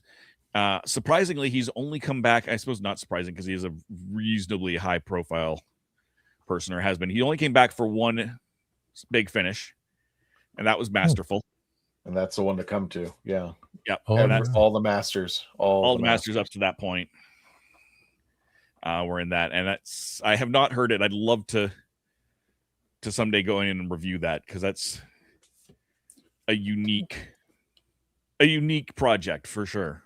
It's not too far. We are missing the one because he was a bad person. True. There's nothing to say we can't do Masterful May. Yeah. So I'll change the master. The master intro that we did. That's one of the other things I love about this episode. I do love about it, and is the story. And yes, they could have gone into it in more detail, but I love the oral history feel of it. The I'm telling you a story of the master's history, rather than really just dragging it out. And for those who've been around The Legend of the Traveling TARDIS for a while, we'd had the March of the Master a couple of marches ago, and I used that speech as an intro for Legend of the Traveling TARDIS, and it was a ton of fun to do. I edited together snippets of all of the masters, and it was so much fun to make that intro. So I would be thrilled to if it's, I don't know if I still have my original files, but I would happily remake that as a May of the Master or something like that. We can totally do Master, that. may I? Master, may I? Oh no. Oh no. Okay, we got one more question in the chat. Yeah, I just saw that. The problem is I don't know if we have time to squeeze this one in from everybody, but everybody gets a shot.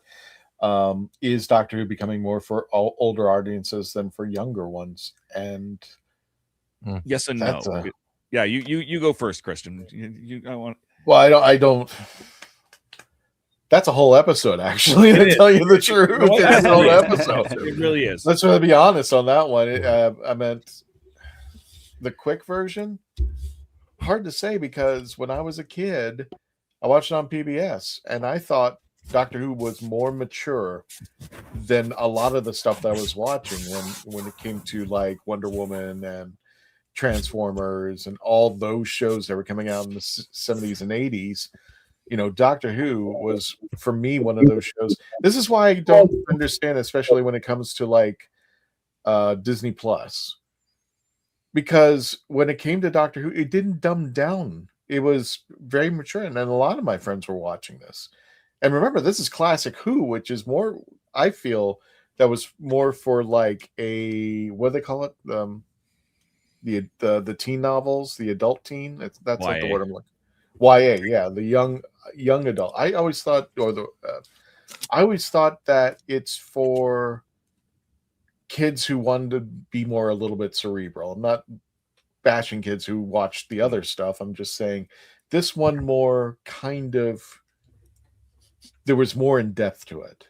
It wasn't just you were reading the highlights books. You were reading a YA book, which is more in depth, more into characters, more into story, and it pulled you in. And you either liked it or you hated it.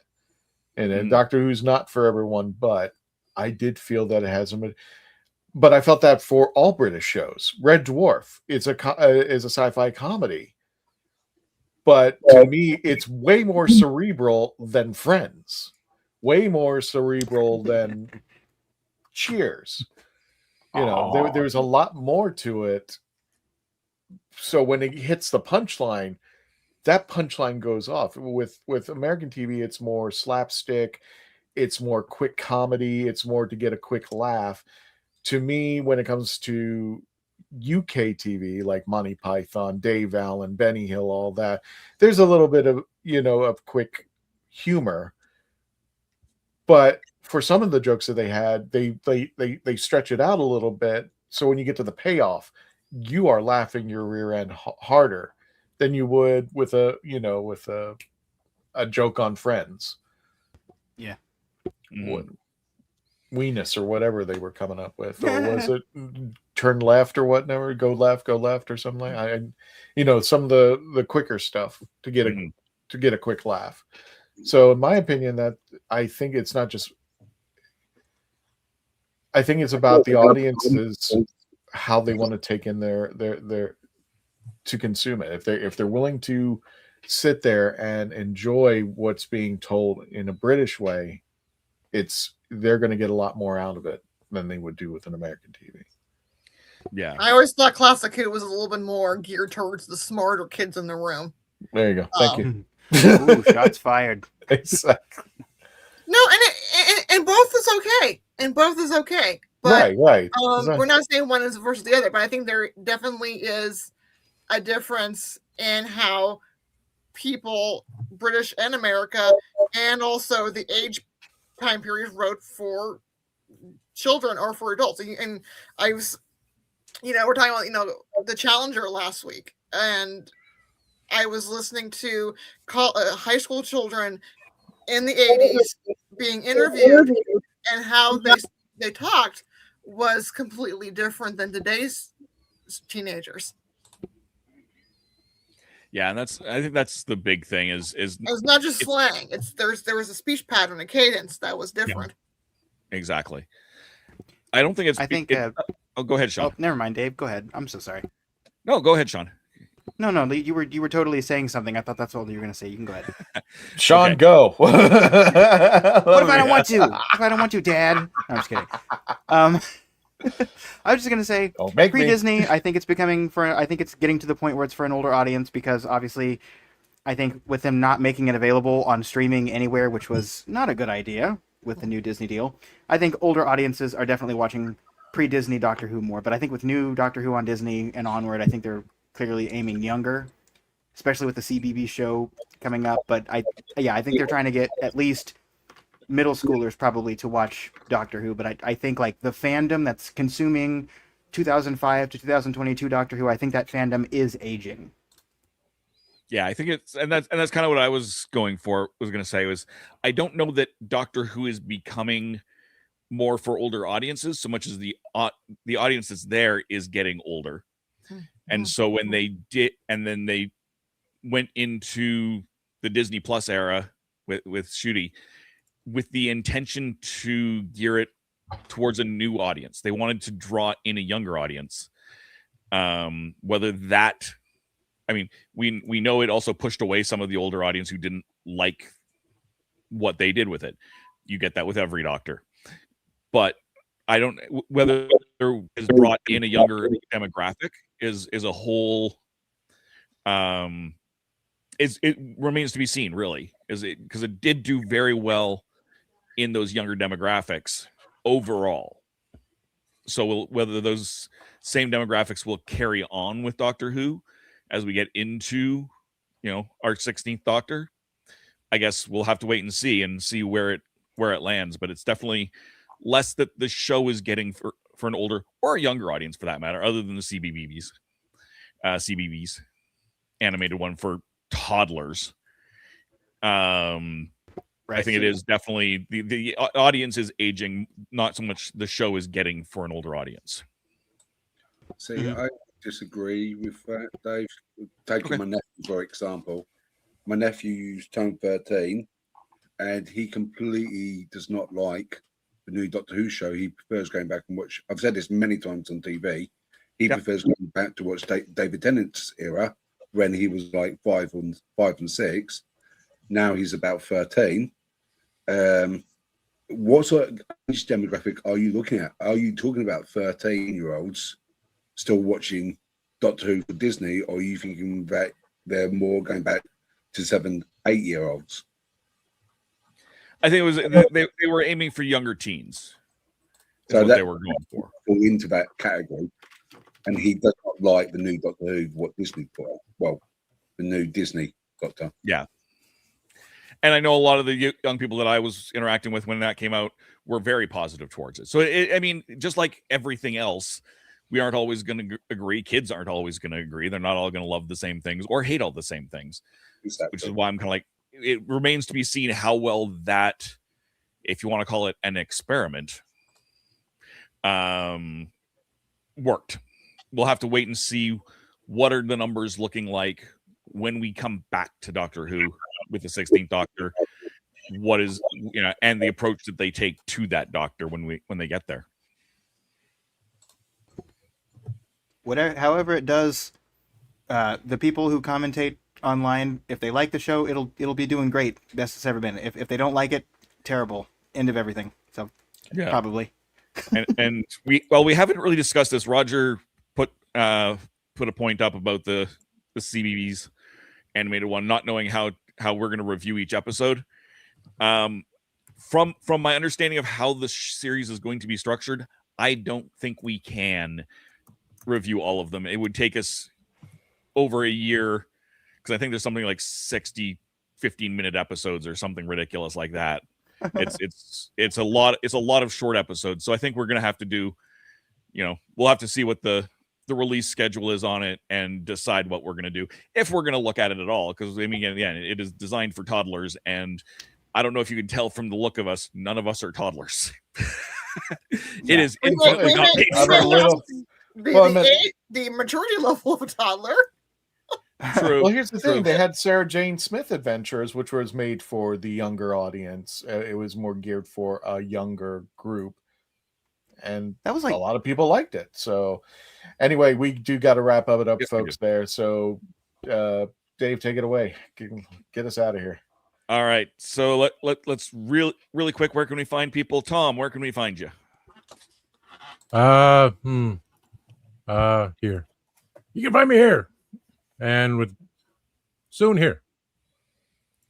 Isn't that good? All right. Michelle, where can we find you? You can find me on Facebook, Michelle L. Hamilton, author, and also my debut novel, Widow's Weeds, is available on Amazon. Excellent. And Gadget, where can we find you? Oh, Sean. We'll do. No. I was going I thought you were going in order. I'm sorry. I thought you were going in order. Go to Sean. Well, my internet's kind of being weird, so do you mind if I just go real quick? Yeah, go. Yeah, so you can find me on YouTube at Our Philosophy Is 9119. I have just started uploading again. If you want to hear about philosophical things in a queer-friendly space, I also talk about sci-fi sometimes. You can head over there. I just uploaded a video today, thank you. I just uploaded a video today entitled "What Will We Do If AI Becomes Flawless?" That's the video I uploaded today. It's an audio-only sort of podcast type deal, but I talk about that for a good 40 minutes. And if you have an opinion on that, which everyone does, I would like to hear what you have to say in the comments, because everyone has an opinion on AI, and that will do very well for the stats of that video. But seriously, if that any of that does interest you, then head on over there. But mostly, I've just been over here doing Doctor Who stuff because I love this channel. Gotcha. Candyman, where can we find you? You can find me at my Instagram cosplay. Cyborg T100_cosplay. You can find me here at Legend of Traveling TARDIS. And where else you can find me? Who knows? Gotcha. And where can people find me? Like a bad penny, turn up anywhere. I'm going to try to get to be at Bronx Comic Con. Tickets drop soon for them, as well as Anime NYC. New York Comic Con. You can find my books on Google.com. Lulu.com. Right now, I'm just a little scatterbrained because I'm trying to go through this fast for you because I see the time frame and everything. As well as many other things that are coming up. You'll find me at Gadget Pendragon After Dark. My GoFundMe is still up there because the credit card bills are getting higher and the parents are screaming their heads off about it. Because in this job market, thank you to a alleged AI, I can't find a job because of things that I can do are now being taken over by the computers, allegedly. So I'm getting my own. Sorry, as far as conventions are concerned, Space Coast Comic Con at spacecoastcomiccon.com. You can check. You can get more information over there, but it's going to be taking place over at the Wickham Park Community Center, located on Leisure Way in Melbourne, Florida. That's going to be taking place June 20th to the 21st. Get your tickets now, and hopefully we're going to have a few surprises out there. Speaking of surprises, we got a new event going on, Epic Verse. It's taking place 21st and 22nd in Oviedo, Florida. So make sure you get your tickets now as soon as you can. Also, don't forget that builders will be out with us in ancientcity.com. Can't even talk. ancientcitycon.com over at the World Golf Village Renaissance Resort in St. Augustine, Florida, taking place September 25th to the 27th. Get your tickets now at their site. And without further ado, does anybody have any last minute things before we wrap it up and say goodnight to Simon? You can't find me anywhere, apparently. No, we don't. You have find me on Happiness Patrol and Happiness Patrol Show. We got one episode left in our Star Wars season, coming up first Thursday of May. Then we're announcing our second season. It's going to be amazing. Every other Monday on Horses on Film, talking about the 100 best Westerns of all time. In between all that, of course, here in Traveling TARDIS, but you can find me on my regular channel, youtube.com/therathole, DOTCA. That's therathole.ca, but YouTube does not like URLs in their URLs. Take us away, Christian. Got it. And for everybody, before we go ahead and say into the chats, good night to Simon. Everybody on the count of three. 1, 2, 3. Nice. Good night, Simon. Everyone, until the next adventure. Tony, take us out.